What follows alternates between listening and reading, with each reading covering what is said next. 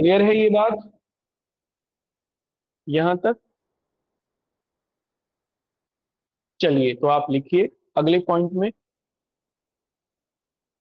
Indian association, पहले मैं अंग्रेजी में बोलूंगा फिर हिंदी में, जिसको जिसमें लिखना चाहे वो उसमें लिख सकता है।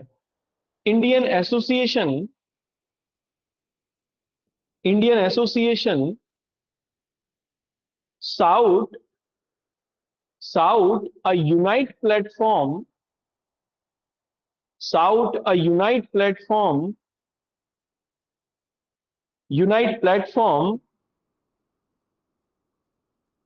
for the all India leadership, for the all India leadership in 1883, in 1883, 1883 में 1883 में इंडियन एसोसिएशन ने, इंडियन एसोसिएशन ने संपूर्ण भारतीय नेतृत्व के लिए, संपूर्ण भारतीय नेतृत्व के लिए एक एक साझा एक साझा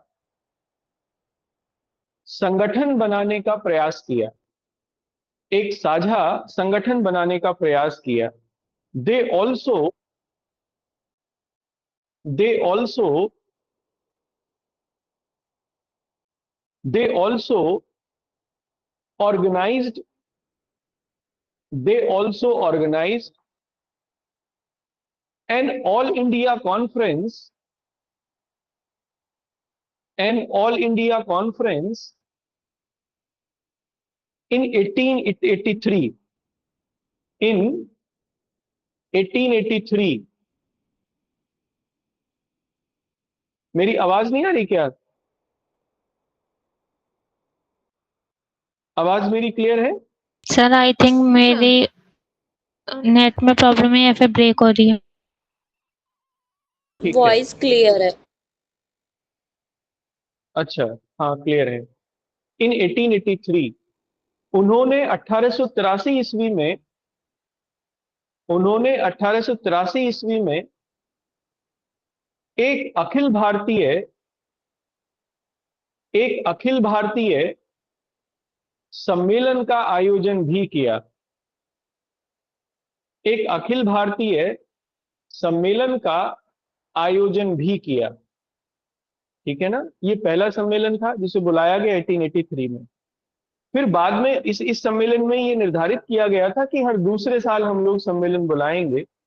तो फिर इंडियन एसोसिएशन का 2 साल बाद यानी 1885 में फिर से एक सम्मेलन बुलाया गया, और ये पहला सम्मेलन तो कलकत्ता में आयोजित हुआ था, ये दूसरा बॉम्बे में बुलाया गया, ग्वालियर टैंक मैदान के पास में बॉम्बे में ये सम्मेलन बुलाया गया।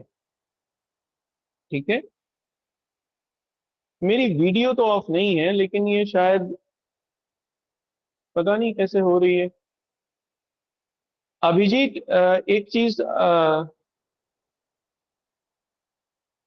मेरी वीडियो ऑन है ना, आप लोगों को दिखाई दे रही है? यस सर, वीडियो ऑन है सर आपकी। Yes sir. अच्छा अभिजीत, ये देखो जो ये मेरा आ रहा है ना, जिसपे इस पे एक पता नहीं मैसेज पिन करके, एक जैसे पिन कर देते हैं ना वैसा करके एक इस पे चिन्ह बना हुआ आ रहा है मेरी आईडी के ऊपर, भूपेंद्र सिंह और मीटिंग होस्ट करके इस पे एक ये, क्या इसकी वजह से तो ऐसा नहीं है कि कुछ गड़बड़ हो रही हो? जैसे मुझे तो अब तुम लोगों की आवाज आई। अच्छा, ओके ओके ओके, अब क्लियर है। अब जैसे अभिजीत ने बोला तो मुझे तो सबकी आवाज आई थी। ओके यार, आप लोगों के फिर नेटवर्क में हो सकता है कुछ इशू हो। चलिए हम लोग आगे करते हैं, देखते हैं इसे। देखो 1885 में फिर से एक सम्मेलन बुलाया गया, ऑल इंडिया कॉन्फ्रेंस बुलाई गई, और इसमें 72 प्रतिनिधि थे, 72 डेलीगेट्स इसमें शामिल हुए।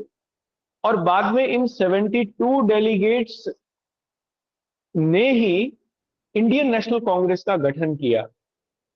पहले इसका नाम इंडियन नेशनल एसोसिएशन रखा गया, लेकिन बाद में दादाभाई नौरोजी की सिफारिशों पर इसका नाम बदलकर इंडियन नेशनल कांग्रेस रख दिया गया। तो ये याद रखना है, दूसरे एसोसिएशन में, मतलब दूसरे सम्मेलन में इसका नाम इंडियन नेशनल कांग्रेस का गठन हुआ, दूसरे सम्मेलन में, पहले में नहीं।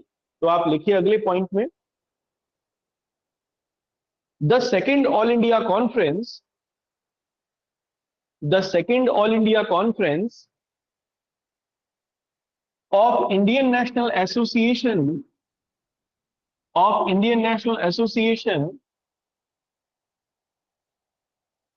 has been convened, was convened in 1885, at Bombay, इन तेजपाल संस्कृत विद्यालय, बल्कि पाठशाला नाम था उसका, तेजपाल संस्कृत पाठशाला, तेजपाल संस्कृत पाठशाला। ठीक है, अंग्रेजी में लिखिए इसे। इंडियन एसोसिएशन का दूसरा अखिल भारतीय सम्मेलन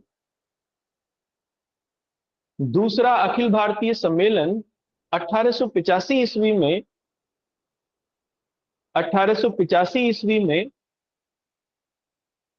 बॉम्बे के तेजपाल संस्कृत विद्यालय में आयोजित किया गया, तेजपाल संस्कृत विद्यालय में आयोजित किया गया। ठीक है ना, कंटिन्यूएशन में लिखना, इन दिस कॉन्फ्रेंस, ये इंपॉर्टेंट है, in this conference 72 delegates took part, 72 delegates took part। इस सम्मेलन में 72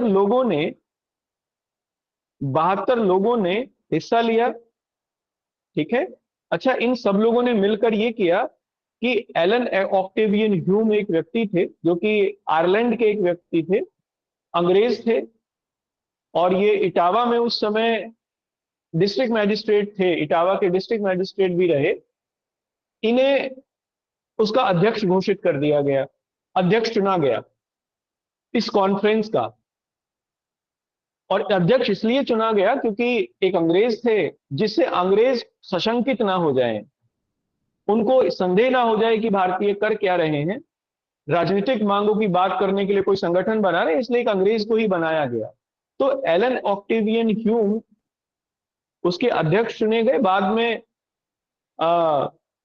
उन्हीं की अध्यक्षता में वो सम्मेलन भी आयोजित हुआ, और उन्हीं की अध्यक्षता में इंडियन नेशनल एसोसिएशन उसका नाम पड़ा। तो आप लिख लीजिए अगले पॉइंट में,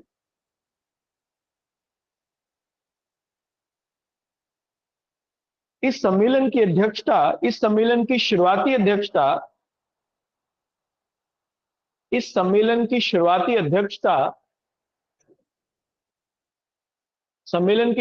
अध्यक्षता एओ ह्यूम द्वारा की गई। शुरुआती अध्यक्षता लिखवा रहा हूं मैं, अध्यक्षता नहीं, याद रखना, दोनों बातें आएंगी इसमें। शुरुआती अध्यक्षता एओ ह्यूम द्वारा की गई। The initial chairmanship of this summit was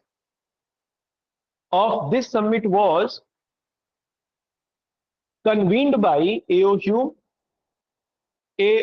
Hume, है ना, लेकिन ये बाद में चले गए, पहले दिन ही इन्होंने उसकी अध्यक्षता की, बाद में चले गए।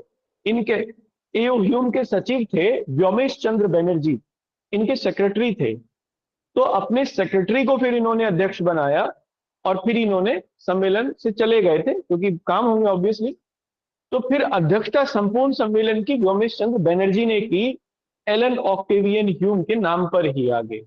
इसलिए पहला अध्यक्ष बनाया माना जाता है व्योमेश चंद्र बनर्जी को ही। तो कंटिन्यूएशन में लिखना,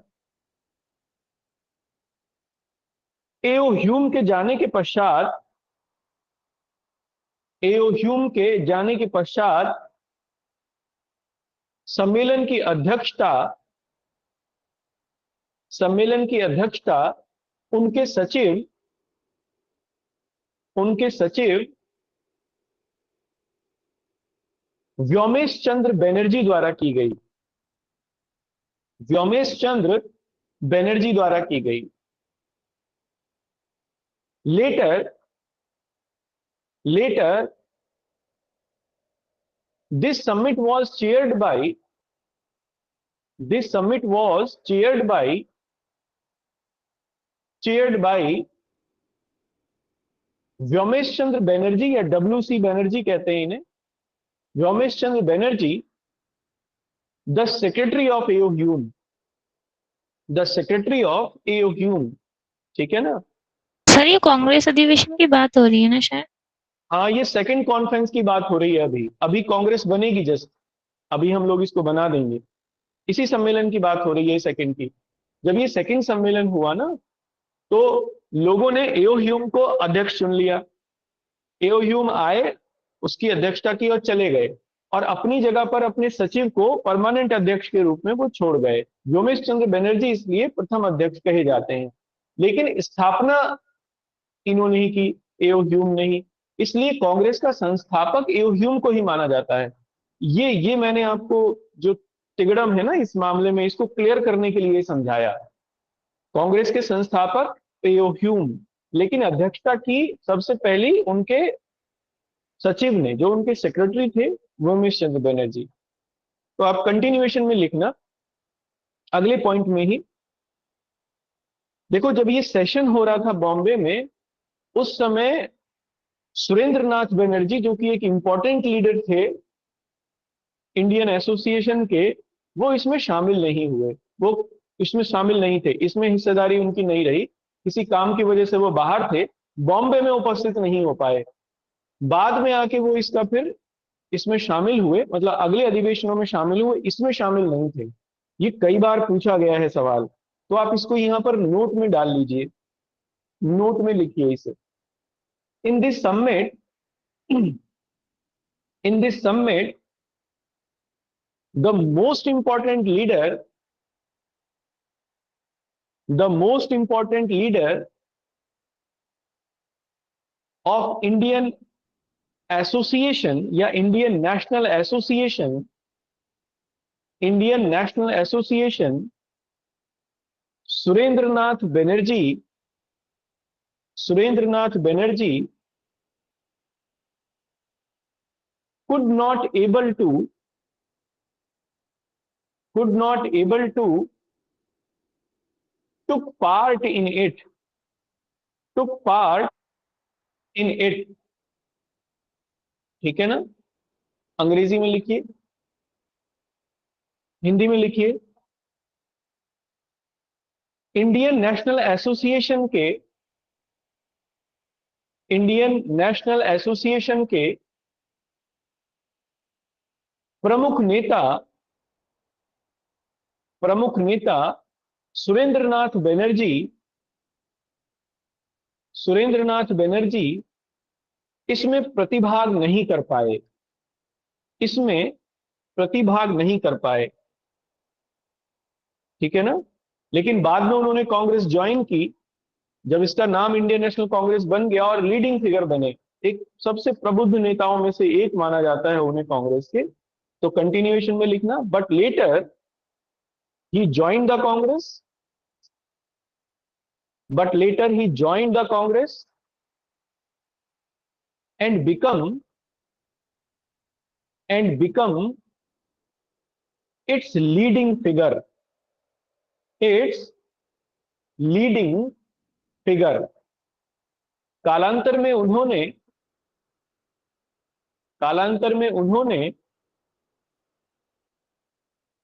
या ऐसा लिखना, कालांतर में वे कांग्रेस में शामिल हुए, कालांतर में वे कांग्रेस में शामिल हुए तथा इसके प्रमुख नेता बने। ठीक है, अगले पॉइंट से लिखना, नेक्स्ट पॉइंट से। देखो, शुरुआत में इसका नाम इंडियन नेशनल एसोसिएशन रखा गया, लेकिन बाद में नाम चेंज करके दादा भाई नौरोजी की सिफारिशों पर इसे इंडियन नेशनल कांग्रेस कर दिया गया। तो कंटिन्यूएशन में लिखना, ऑन द रिकमेंडेशन ऑफ दादा भाई Naoroji, on the recommendation of Dadabhai Noroji, its name was changed into Indian National Congress. Indian National Congress। ठीक है,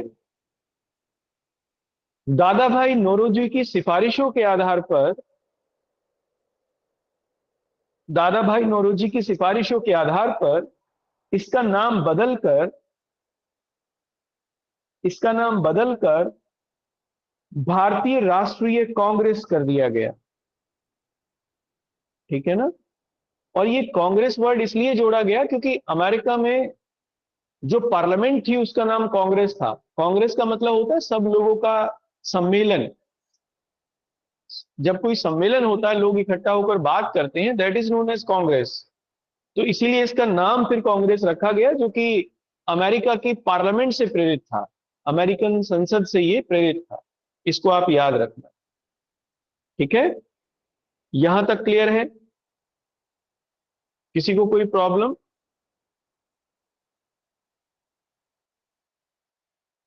चलिए आगे। हाँ, आगे चलते हैं। अब देखो, ये कांग्रेस और इससे सारा जो आगे के सम्मेलन वगैरह का मामला है ना, ये सब हम लोग समिट्स में करेंगे। मतलब इसका एक पूरा अलग टॉपिक है जो इसे करना है, क्योंकि यहां से सवाल आता है। हम लोग आगे चलते हैं। सुरेंद्र नाथ है, औरेंद्र नाथ बनर्जी नहीं है, सुरेंद्र नाथ बनर्जी है। हाँ, करेक्ट। सर एक बार कांग्रेस के बारे में बता दीजिए। देखो, कांग्रेस जो है, कांग्रेस का मतलब होता है सम्मेलन। अमेरिका की पार्लियामेंट को कांग्रेस कहते थे। जब जॉर्ज वॉशिंगटन अमेरिकन कॉन्स्टिट्यूशन बनाने के लिए और सब लोग इकट्ठा हुए जॉर्ज वॉशिंगटन की लीडरशिप में, तो वो जो सम्मेलन हो रहा था उसको जॉर्ज वॉशिंगटन ने कांग्रेस नाम दिया। इसीलिए फिर अमेरिकन पार्लियामेंट का नाम भी कांग्रेस पड़ा, उसको वहां कांग्रेस कहते हैं। कांग्रेस का मतलब होता है सम्मेलन, summit. That is the literary meaning of congress. यहां बैठकर लोग खुले मन से बात करते हैं, that is known as congress. इसका मतलब ये है। तो बाद में दादा भाई नौरोजी ने, चूंकि डेमोक्रेसी को वो प्रमोट कर रहे थे, डेमोक्रेटिक लीडर भी थे, तो फिर इसका नाम उन्होंने कांग्रेस डाला। एसोसिएशन से नाम बदलकर कांग्रेस कर दिया गया था। तो INA से नाम चेंज हुआ और INC नाम पड़ा। That was the basic cause. ठीक है सर, ये वाली लाइन रिपीट कर दीजिए, सिफारिशों के आधार पर नाम बदलकर। भारतीय राष्ट्रीय कांग्रेस रखा गया। ठीक है, अब Okay. अगले पॉइंट से लिखना, नेक्स्ट पॉइंट से। देखो, एक तरफ तो इंडियन नेशनल कांग्रेस बन गई थी, इसके पीछे बनने के कुछ और कारण भी थे। लॉर्ड लिटन की जो पॉलिसीज हैं, उनको भारतीय नेशनलिज्म या इंडियन नेशनलिज्म या भारतीय राष्ट्रवाद के उदय के लिए जिम्मेदार माना जाता है। देखो, कभी कभी एक कारक के रूप में पूछा जाता है कि कारण बताइए भारतीय राष्ट्रवाद के उदय के, तो वो तो मैंने आपको कारण लंबे लंबे सब लिखवा दिए थे। एक जो अल्पकालिक कारण आता है ना, शॉर्ट कॉज, शॉर्ट कॉज में जो आता है वो आता है लॉर्ड लिटन की पॉलिसीज ऑफ गवर्नर जनरल और viceroy of Lord Lytton. इन्होंने एक्चुअली क्या किया, लॉर्ड लिटन ने, एक तो रेशियल हेट्रेड इनके समय में बड़ी ऊपर तक पहुंच गई थी, प्रजातिगत नफरत भारतीयों से, और इल्बर्ट बिल विवाद इन्हीं के समय का है, लॉर्ड लिटन के समय का है। इल्बर्ट बिल कंट्रोवर्सी इनके समय में ही इसे वापस ले लिया गया था एक्चुअली। वैसे तो लॉर्ड रिपन के समय की है ये मामला, इनसे पहले थे वायसरॉय लॉर्ड रिपन, जो सबसे लिबरल माने जाते हैं। लेकिन जो इल्बर्ट बिल था, इसके करेंगे इसको हम लोग आगे, लेकिन ये वापस हुआ लॉर्ड लिटन के समय में। लॉर्ड लिटन ने ही कुछ कानून बनाए, जैसे आर्म्स एक्ट इन्होंने बनाया। ये आर्म्स एक्ट आप जो पढ़ते हो ना पुलिस एक्ट के साथ में, ये इन्हीं के समय का बना हुआ है। इसमें भारतीयों को हथियार रखने से मना कर दिया, प्रतिबंध लगा दिया उनके ऊपर। वर्नाक्युलर प्रेस एक्ट बनाया, देशी भाषाओं के समाचारों के ऊपर प्रतिबंध लगा दिया। तो ये जो रिएक्शनरी पॉलिसीज थी। अच्छा, एक और पॉलिसी इनका जो भारतीयों के ऊपर जिसका बहुत ज्यादा प्रभाव पड़ा, 1877 में इन्होंने दिल्ली में एक ग्रांड दरबार का आयोजन किया लॉर्ड लिटन ने। और उस समय पूरे उत्तर भारत में अकाल पड़ा हुआ था, फेमाइन, लोग मर रहे थे, और ये लाखों रुपए खर्च कर रहे थे क्वीन विक्टोरिया के नाम पर। ग्रांड दरबार का आयोजन किया गया और क्वीन विक्टोरिया को इंडिया की एम्प्रेस डिक्लेयर किया गया था उसी में ही। ये मैं लिखवाऊंगा भी आपको, इंपॉर्टेंट है ये। साम्राज्यी, भारत की साम्राज्यी, एम्प्रेस ऑफ इंडिया। तो इसका भी लोगों पर बहुत नकारात्मक प्रभाव पड़ा कि एक तरफ तो लोग भूखे मर रहे हैं, महामारी फैल रही है, और सरकार लाखों रुपए क्वीन के आयोजन में खर्च कर रही है। तो ये सब जो काम हो रहे थे, ये सब 1877, 1878 तक ये सब काम हो रहे थे। इसीलिए लोगों में जो राष्ट्रवादी चेतना है वो इन सब कामों की वजह से और मजबूत हो गई। और हम देखते हैं इसी क्रम में 1885 में इंडियन नेशनल कांग्रेस का गठन भी हुआ, फिर इसी वजह से हुआ। लॉर्ड लिटन का इसमें बड़ा योगदान है। तो आप लिखिए इसमें अगले पॉइंट में, इट इज कंसीडर्ड, ये अगले पॉइंट से लिखना, it is considered that Lord Liton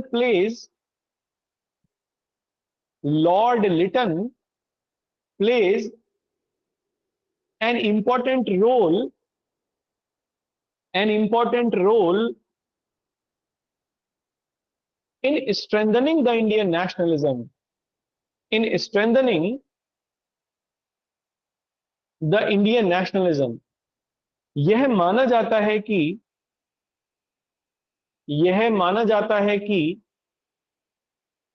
Lord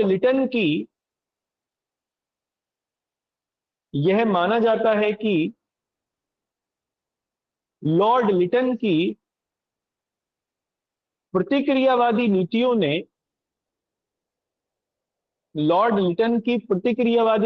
ने भारतीय राष्ट्रवाद को मजबूत किया। कौन सी नीतियां थी? तो लिखिए अगले पॉइंट में, कंटिन्यूएशन में। ठीक है, अगले कंटिन्यूएशन में लिखना, Lord Liton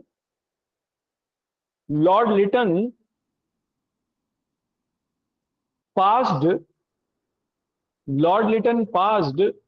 vernacular press act of 1878।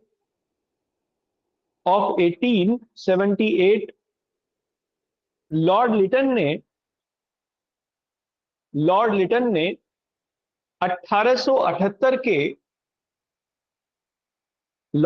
ने 1878 में वर्नाक्युलर प्रेस अधिनियम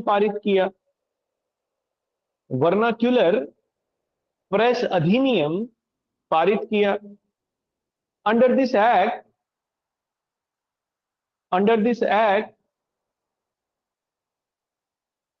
the newspaper and journals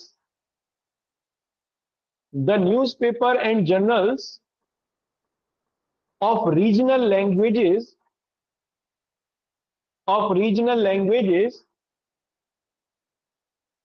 were restricted। इसके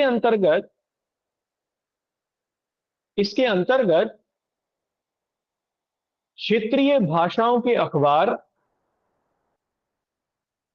क्षेत्रीय भाषाओं के अखबार या देसी भाषाएं लिखिए, क्योंकि वर्नाक्युलर का मतलब होता है देसी, देशी भाषाओं के अखबार एवं पत्रिकाएं, एवं पत्रिकाएं प्रतिबंधित कर दी गई, है ना। और ये भाषाएं भारतीय थी, तो ये डिस्क्रिमिनेशन के रूप में देखा गया। कंटिन्यूएशन में ही लिखना, Lord Lytton also passed, Lord Lytton also passed arms act of 1878, arms act of 1878, Lord Lytton ने, लॉर्ड लिटन ने 1878 का, 1878 का आर्म्स अधिनियम पारित किया, आर्म्स अधिनियम पारित किया। Under it, under it Indians were prohibited, Indians were prohibited to have arms, to have arms, यानी अंग्रेज रख सकते थे, हम नहीं रख सकते थे। टू हैव आर्म्स, जिसके अंतर्गत, जिसके अंतर्गत भारतीयों को, जिसके अंतर्गत भारतीयों को हथियार रखने पर प्रतिबंधित कर दिया गया, हथियार रखने को प्रतिबंधित कर दिया गया। ठीक है, ये दो चीजें हुई। तीसरी चीज ये हुई, 1877 में ग्रांड दरबार का आयोजन किया दिल्ली में, बड़ा इंपॉर्टेंट है, ये आया है एग्जाम में, तो लिखिए, Lord Lytton also, Lord Lytton also convened a grand darbar, convened a grand darbar at Delhi, at Delhi in 1877, in 1877 Lord Ripon ने, लॉर्ड रिपन ने 1877 में, 1877 में एक शानदार दरबार का आयोजन, एक शानदार दरबार का आयोजन दिल्ली में किया। एट दैट टाइम, कंटिन्यूएशन में ही लिखना, at that time, at that time when there was a severe famine, there was a severe famine, severe famine taking place in North India, taking place in North India. इसी समय उत्तर भारत में, इसी समय उत्तर भारत में एक भयानक अकाल पड़ा हुआ था, एक भयानक अकाल पड़ा हुआ था। ठीक है, अब इसमें क्या हुआ, दरबार में महारानी को एम्प्रेस ऑफ इंडिया घोषित किया गया, क्वीन विक्टोरिया को, और कैसरे हिंद, कैसरे हिंद मतलब, कैसरे हिंद एक उपाधि थी, एक डेजिग्नेशन था जो क्वीन विक्टोरिया को दिया गया। तो क्वीन विक्टोरिया को एक तो कैसरे हिंद की उपाधि दी गई, एम्प्रेस ऑफ इंडिया डिक्लेयर किया गया इस ग्रांड दरबार के आयोजन के अंतर्गत। अब इसलिए 1877 से 1877 से जो ब्रिटेन के क्वीन या किंग थे वो भारत के भी सम्राट माने गए। अब जितने भी भारत में राजा रजवाड़े थे वो सब उनके अंडर में हो गए। ये फाइनल फॉर्मेलिटी थी जो पूरी हो गई। तो आप लिखिए इसी में ही कंटिन्यूएशन में, in this darbar, in this darbar Queen Victoria was declared, Queen Victoria was declared as Empress of India, as Empress of India. इस दरबार में क्वीन विक्टोरिया को भारत की साम्राज्ञी घोषित किया गया। देखो ऐसे लिखा जाएगा, साम्राज्ञी। अब हिंदी पढ़ लो आप अच्छे से। लोग कहते हैं हिंदी में नंबर नहीं आते, लिखी नहीं जाती ढंग से। साम्राज्ञी घोषित किया गया। दिखा या नहीं दिखा? शायद दिखा नहीं है। सर दिख गया। दूसरी जगह लिखो क्या?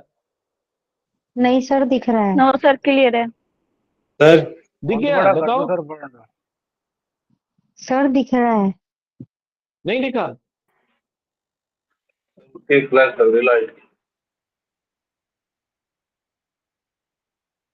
ये है, इधर देख लो। मेरी आवाज आ रही है? वीडियो चली गई सर, वीडियो चली गई। हाँ जी, मेरी आवाज आ रही है आपको क्लियर? बिल्कुल सर आ रही है।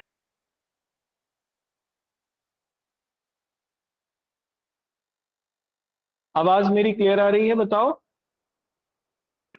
आ रही है सर, आ जी रही है सर सर। क्लियर है। Yes sir. वीडियो नहीं दिख रही। Yes sir.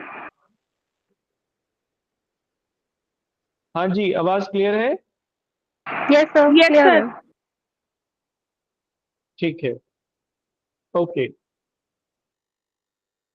अभी चलेगी वीडियो, रुको। अब चल गई होगी, है ना? चलिए ठीक है। साम्राज्ञी डिक्लेयर कर दिया गया और इसी में ही उन्हें कैसरे हिंद की उपाधि दी गई। वीडियो नहीं आ रही? अब देखो, अब आई? नो सर भी नहीं आएगा। चलो लिखो, आ जाएगी। हाँ जी। सर अभी आपने जो एक पॉइंट बोला था 1877 वाला, उसमें आपने इंग्लिश में तो लॉर्ड लिटन बोला था और हिंदी में लॉर्ड रिपन बोल दिया। नहीं नहीं, लॉर्ड रिपन नहीं, लॉर्ड लिटन नहीं लिखना। लॉर्ड, हाँ हाँ, लॉर्ड लिटन लिखना, रिपन नहीं। रिपन तो अब आगे आएंगे। इस दरबार में क्वीन विक्टोरिया को भारत में सामग्री घोषित किया। लॉर्ड लिटन ने, लिटन, रिपन नहीं है, सर इसके लिटन है। आगे बता दीजिए। हाँ लिखो अब आगे इसके। साम्राज्य। साम्राज्ञी घोषित किया, ठीक है ना? और कंटिन्यूएशन में लिखना, queen Victoria also given, queen Victoria also given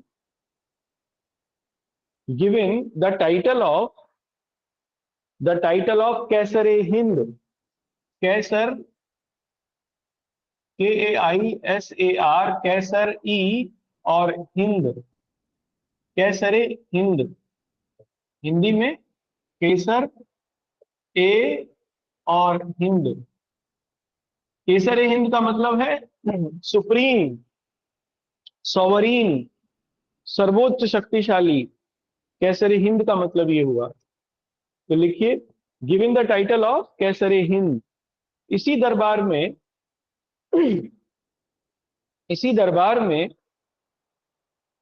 queen Victoria को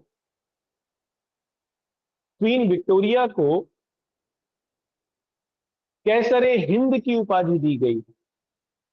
कैसर ए हिंद की उपाधि दी गई। ये कई बार पूछा गया है एग्जाम में, प्रीलिम्स में, कि किस में दिया गया, दरबार का आयोजन कहाँ हुआ। ये दो चीजें देखो, दो दरबार हैं ग्रांड, दोनों में आपको कंफ्यूजन नहीं करना है। एक दरबार है जो 1858 में हुआ इलाहाबाद में, और जिसमें कंपनी के शासन की समाप्ति की घोषणा हुई और सम्राट के शासन की शुरुआत हुई। उस समय लॉर्ड कैनिंग थे, वायसरॉय। एक दूसरा दरबार ये है, दिल्ली में आयोजन हुआ, 1877 में आयोजन हुआ, और क्वीन विक्टोरिया को एम्प्रेस घोषित किया गया। तो ये दो अलग अलग हैं, दोनों को एक जगह मत रख लेना, ठीक है? क्लियर है यहां तक? अब अगले पॉइंट से लिखना। अब देखो, ये तो सब खराब हुआ ही, इल्बर्ट बिल कंट्रोवर्सी ने और खराब कर दिया। इल्बर्ट बिल कंट्रोवर्सी ये थी, लॉर्ड रिपन जब लिटन के बाद वॉयसरॉय बन के आए भारत में, तो उन्होंने ये कानून बना के भेजा यहां से कि जो भारतीय जजेस हैं वो यूरोपियंस का मुकदमा सुन सकते हैं, यानी ऐसे मुकदमों में वो में न्याय कर सकते थे जिनमें यूरोपीय अपराधी थे। ये बात वहां इंग्लैंड में बहुत इसकी मुखालफत हुई, लोग इसके खिलाफ हुए कि भारतीय कैसे सुन सकते हैं, काले लोग गोरे लोगों का मुकदमा कैसे सुन सकते हैं। और जो उस समय ब्रिटिश पार्लियामेंट में एक इल्बर्ट थे, जॉन इल्बर्ट, उन्होंने इसके विरोध में एक बिल प्रस्तुत किया, शायद ऐसा मुझे याद आ रहा है। उन्होंने इसके विरोध में बिल प्रस्तुत किया, वो पास हो गया, और लॉर्ड रिपन का जो ये बिल था ये समाप्त हो गया। इन्होंने जो कानून बनाया था वो समाप्त हो गया। इसके बदले में लॉर्ड रिपन ने इस्तीफा दे दिया और ये यहां से चले गए। लॉर्ड रिपन इस्तीफा देके चले गए 1983 में। हाँ, 1883 का है ये इल्बर्ट बिल कंट्रोवर्सी। तो आप इसको जरा लिखो, कंटिन्यूएशन में अगले पॉइंट से लिखना। लेटर इल्बर्ट बिल कंट्रोवर्सी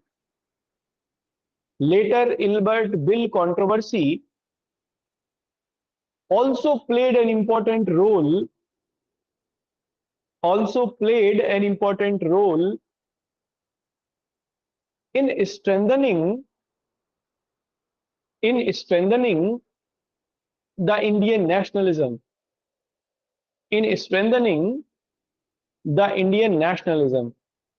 कालांतर में इल्बर्ट बिल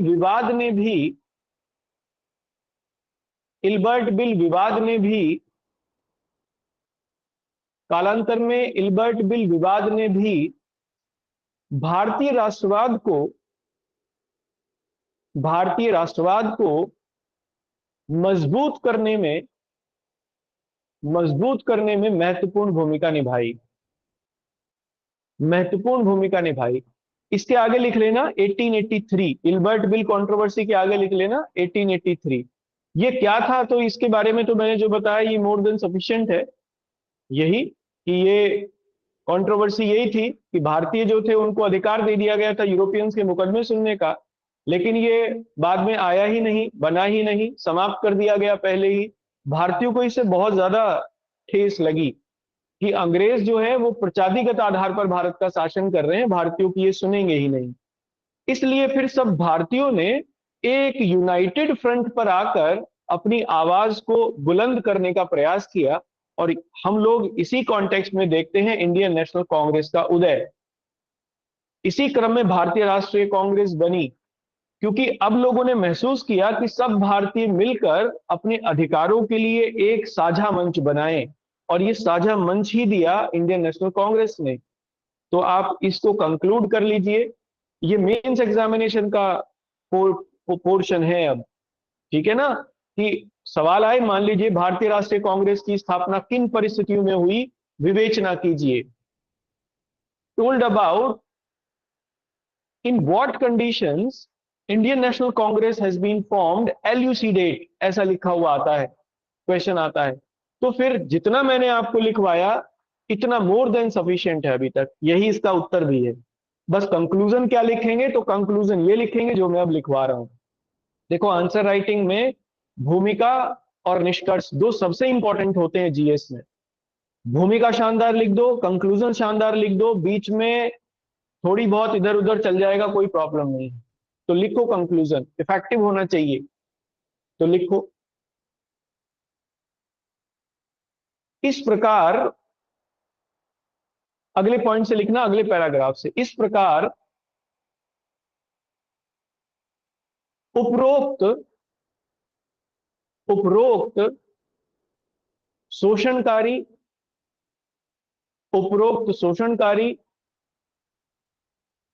एवं विभेदकारी नीतियों के फलस्वरूप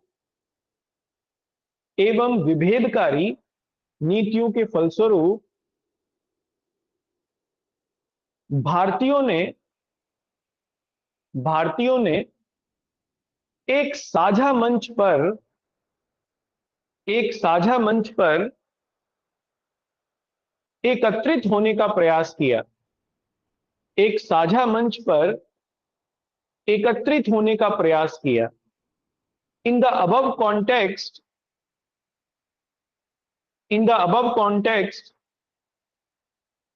of oppressive policies, in the above context of oppressive and colonial policies, in the oppressive and colonial policies, Indians try to form a united front,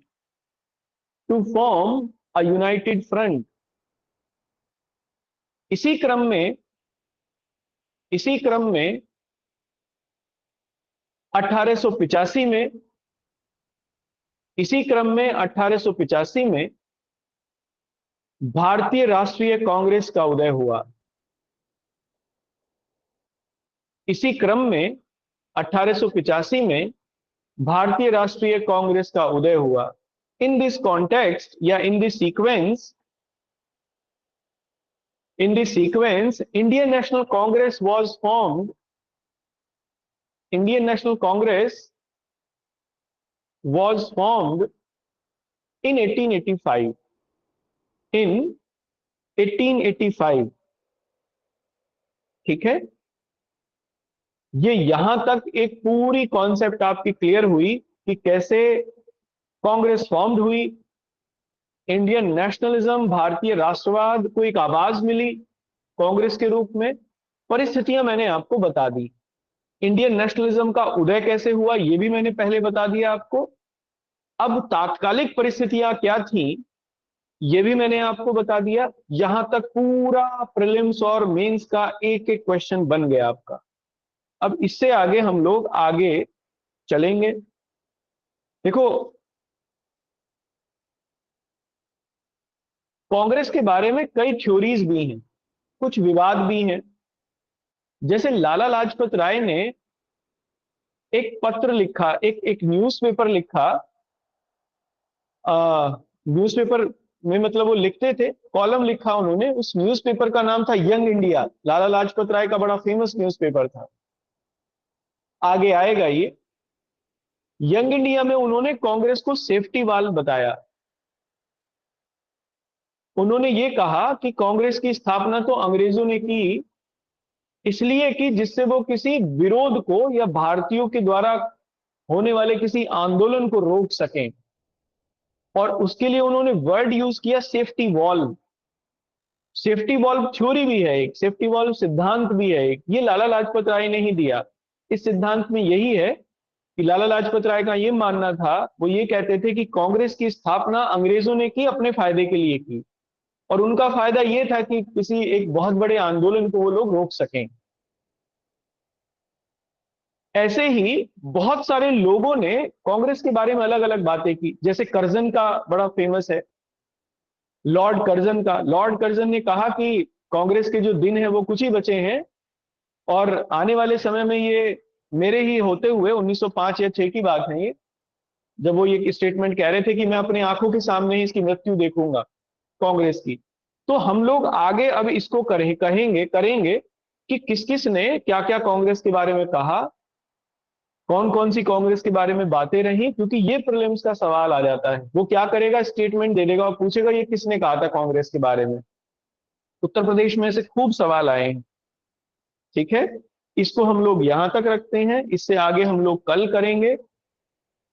एक बात जरूर है, कल हम लोग 8:15 बजे से क्लास रखेंगे हिस्ट्री की, मतलब 15 मिनट इसको हम लोग थोड़ा पहले कर रहे हैं, जिससे 9:15 तक 9:20 तक हम लोग वाइंड अप कर लें, और 9:30 से हमारी वो क्लास जो अभी शुरू होने वाली है ये शुरू हो जाए।